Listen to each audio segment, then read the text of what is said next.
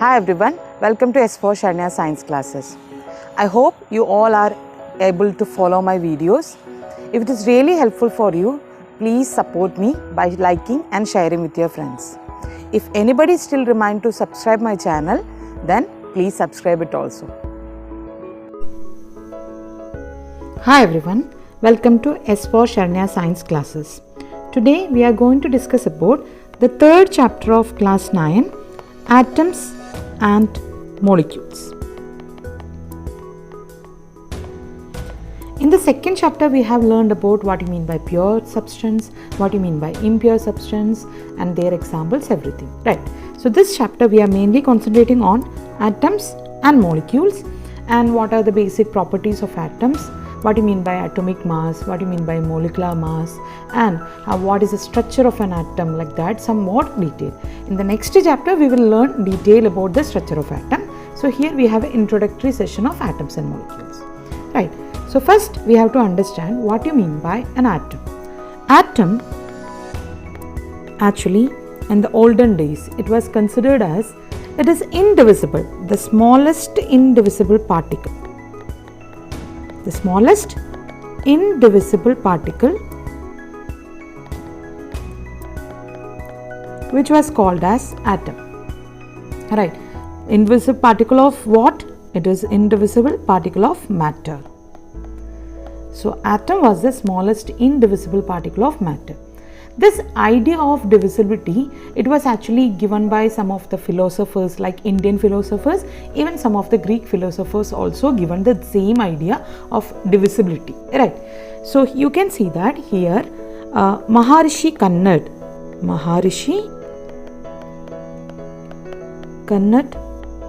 he was one of the ancient philosopher, Indian philosopher. He gave the idea of padarth, right? So that's actually the, what you can say that he postulated, if we keep on dividing the matter, that's actually called the padarth. In Hindi, the matter is called padarth, right? So if we keep on dividing the padarth, you will get the smaller and smaller particle, and as soon as we will achieve the smallest particle, and that particle is called the Paramanu, right? And this is nothing but our atom, right? So and this Paramanu which may not divide further, this was the idea given by the ancient Rishi Maharishi Kannad, right? And the same idea of divisibility is given by actually some of the Greek philosophers. It was given by some of the Greek philosophers such as Democritus,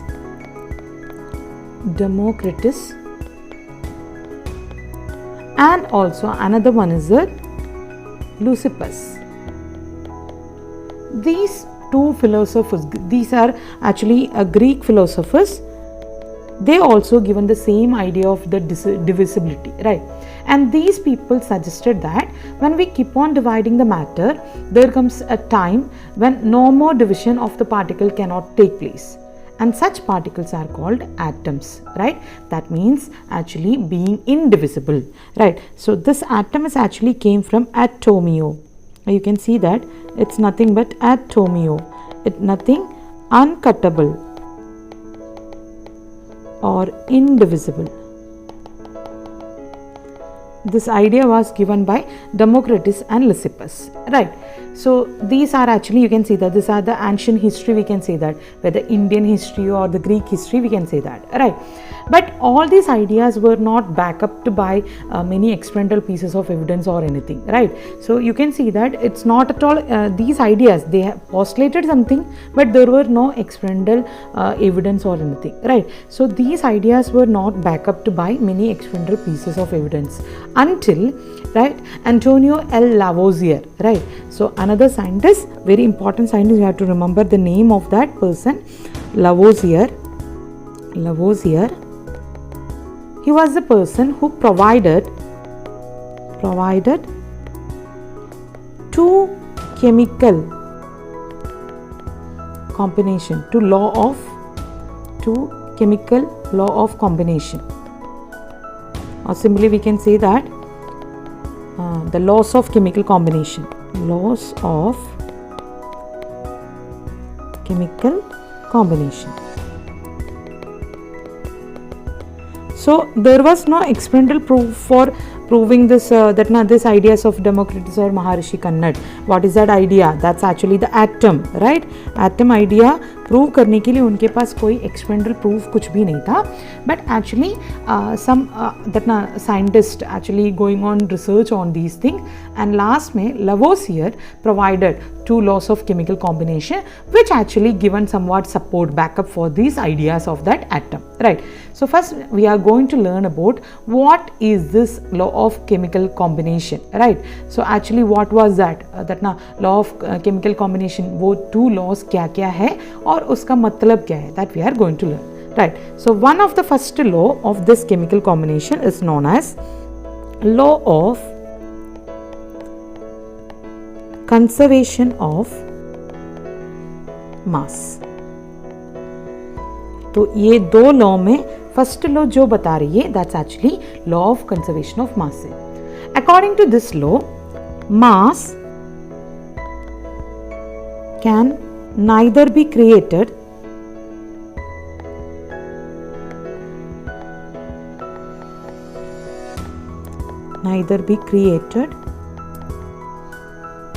and nor be destroyed, right, in a chemical reaction. So ये law क्या बता दिया था? According to law of conservation of mass, इन्होंने बता दिया था मास cannot be created and cannot be destroyed in a chemical reaction. So this was called law of conservation of mass. It can convert one form to another, that's only, right? कोई सा भी मास नया बना भी नहीं सकती और आपको उसको डिस्ट्रॉय भी नहीं कर सकती, एक केमिकल रिएक्शन टेक आउट करती है, राइट? उसमें सिर्फ एक फॉर्म से अनदर फॉर्म में कन्वर्ट कर सकती है. This was the first law of chemical combination. The second law of chemical combination जो बता रही है, which is actually, you can say that's actually law of constant proportion, right? So here you can see that law of constant proportion. From the name itself you will get an idea, and this law also known as law of definite proportion. So you got an idea, I hope, right? You can see that, right? So both name are same, law of constant proportion or law of definite proportion. We already told that, right?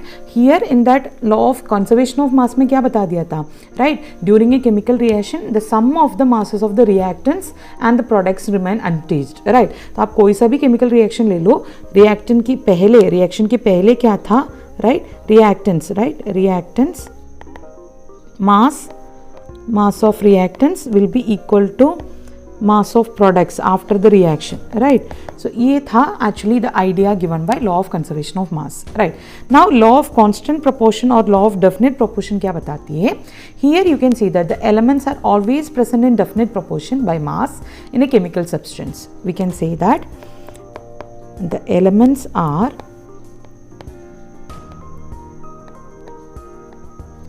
always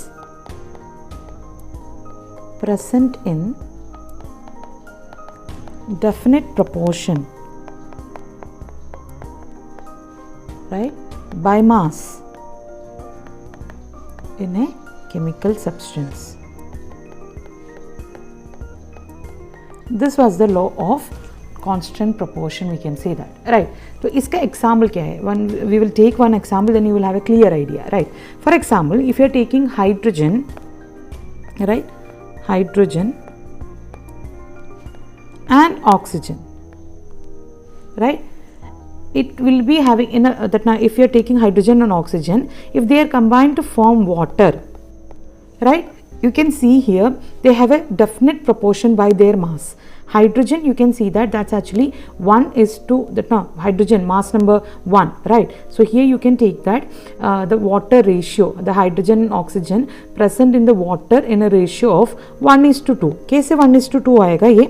You can see that here hydrogen की mass 1 है, right? There are 2 hydrogen, so into 2. Like the same way, if you are taking oxygen, here you can see that what is the mass of oxygen? It's actually, you can see that what to say, 8, right? So 8. you can see that. So 2:8, we can simply say that it's actually nothing but H2O hai, right? So if you are taking that same at that ratio, you will get that 1:2 ratio. You will get hydrogen and oxygen, they are present in the water in the ratio of 1:8. So if we decompose 9 gram of water, right, for example, if you are taking 9 gram of H2O, what you will get, right? You will obtain 1 gram of hydrogen and 8 gram of oxygen. Because you know that total 9 gram hai, their ratio is the 1:8, right? So here this is actually, you can simply see here, water always contain 2 elements of hydrogen and oxygen. They combine in a special ratio, that's actually 2:16. Sorry, here you can see that I have taken, here I have taken oxygen 8, right? So here you can see that O2 hai na, right? So here you can see that the atomic mass, if you are taking, this is 16, right? So when it is actually the ratio, if you are taking, it will be 1:8, that's actually right. So here it will be 2:16, right? So here that's actually 2:16. When smallest ratio leti hai, so it will be 1:8, right? How will you get this? You can see that when you are taking the atomic mass, right?